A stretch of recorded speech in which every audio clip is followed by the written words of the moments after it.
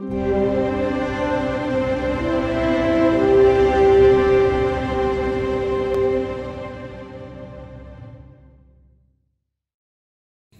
à tous, ravi de vous retrouver dans USC Inside. Au programme ce soir, nous irons sur l'hippodrome de Saratoga et il y aura une superbe réunion puisque nous aurons 4 courses à jouer chez notre partenaire The Turf et il y aura pas moins de 3 groupes 1. Donc superbe réunion à suivre en direct sur notre site internet canalturf.com à partir de 22h30.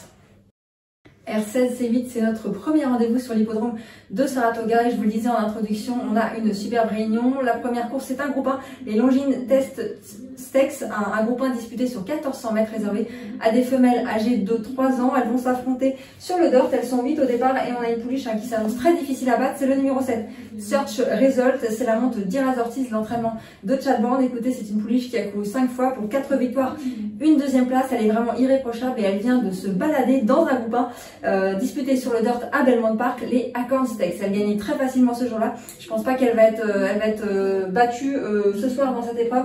En tout cas, ça sera ma favorite. J'aime beaucoup ce numéro 7, Search Result. Dans cette course de groupe 1 à Belmont Park, qui était deuxième, et bien écoutez, c'était le numéro 4, Obligatory. Et cette pouliche, elle faisait vraiment un truc ce jour-là parce que dans le tournoi, elle semblait totalement désemparée. Et elle est revenue très courageusement accrocher la deuxième place. Je vais reprendre cette ligne. Donc voilà, le 7, Search Result. Et si vous voulez faire un jumelé, vous rajoutez le numéro 4, Obligatory.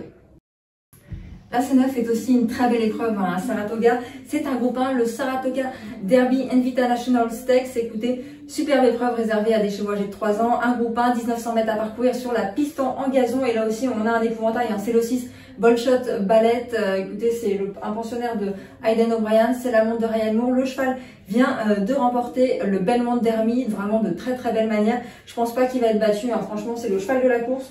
Je vous conseille de jouer en simple gagnant placé, ce numéro 6. Écoutez, après, pour les places, c'est quand même assez ouvert. On se méfiera du numéro 1, Soldier Rising. Écoutez, c'est un ancien pensionnaire d'André Fabre. J'ai hâte de le voir à ce niveau ce soir. 23h48 pour notre troisième groupe 1 de la soirée. C'est les Whitney Stakes. Écoutez, un groupe 1 réservé à des chevaux âgés de 4 ans et plus. Ils vont s'affronter sur 1800 mètres. Ils ne sont que 5 au départ, mais on a des chevaux de qualité. Écoutez, on a le numéro 4, c'est Nixo. C'est vraiment un super cheval. Il vient de gagner un groupe 3 sur l'hippodrome de Prairie Meadow dans l'Iowa. Écoutez, il vient de gagner en se baladant.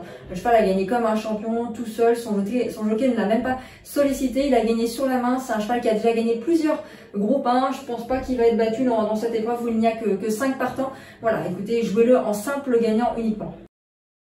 La C11 est notre dernier rendez-vous sur l'hippodrome de Saratoga. On change de discipline. Écoutez, c'est une allowance optional claiming, minuit 23 pour le départ de cette épreuve réservée à des chevaux âgés de 3 ans et plus. Ils vont s'affronter sur 1800 mètres. Écoutez, on va essayer de faire des jumelés, des trios.